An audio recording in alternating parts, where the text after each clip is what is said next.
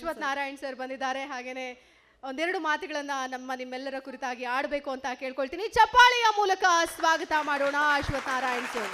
ಸ್ಪರ್ಧಾತ್ಮಕ ಜಗತ್ತಲ್ಲಿ ಸ್ಪರ್ಧೆ ಎಂದಾಗ ಎಷ್ಟೋ ಸಲ ನಾವು ಹಿಂದೆ ಸರಿತೀವಿ.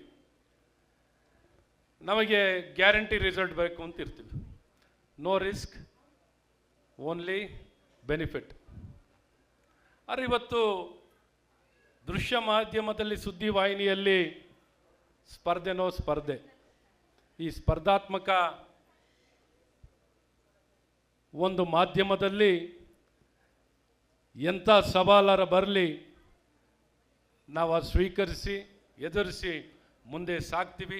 ಸ್ಪರ್ಧೆನೇ ನಮಗೆ ಕಿಕ್ ಕೊಡುತ್ತೆ, ಸ್ಪರ್ಧೆನೇ ನಮಗೆ ಶಕ್ತಿ ತುಂಬುವಂಥದ್ದು. ಆ ಸ್ಪರ್ಧೆನಲ್ಲೇ ಭಾಗವಹಿಸಿ ನಾವು ಸಾಧನೆಯನ್ನು ಮಾಡಬೇಕು ಅಂತ ಮುಂದೆ ಹೊರಟಿರೋಂಥವ್ರೆ ನಮ್ಮ ಗ್ಯಾರಂಟಿ ನ್ಯೂಸ್ ಚಾನೆಲ್ನ ಇಡೀ ಸುದ್ದಿ ಮಾಧ್ಯಮದ ಇಡೀ ತಂಡಕ್ಕೆ ನಾನು ಇಡೀ ನಾಡಿನ ಜನತೆಯ ಪರವಾಗಿ ಮೊದಲನೇದಾಗಿ ನಿಮಗೆಲ್ಲ ಹೃದಯಪೂರ್ವಕವಾಗಿ ಅಭಿನಂದನೆಗಳನ್ನು ಸಲ್ಲಿಸ್ತೇನೆ. ಇವತ್ತು ಒಂದು ಒಳ್ಳೆ ರೀತಿ ಒಂದು ವಾಹಿನಿನ ನಡೆಸಬೇಕು ಅಂದರೆ ಭಾಳ ಕಷ್ಟ ಮತ್ತು ಬಹಳ ದೊಡ್ಡ ಸವಾಲು.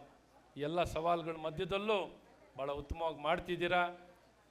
ನಿಮ್ಮ ಏನೊಂದು ಶ್ರಮ ಮತ್ತು ಆಸಕ್ತಿ ಇಟ್ಕೊಂಡು ಹೇಗೆ ಕೆಲಸವನ್ನು ಮಾಡ್ತಿದ್ದೀರೋ ಅದೇ ರೀತಿ ಬೇರೆ ಬೇರೆಯವರು ಬೇರೆ ಬೇರೆ ಕ್ಷೇತ್ರದಲ್ಲಿ ಸಾಧನೆ ಮಾಡಿರೋರನ್ನು ನಾವು ಗುರುತಿಸಬೇಕು.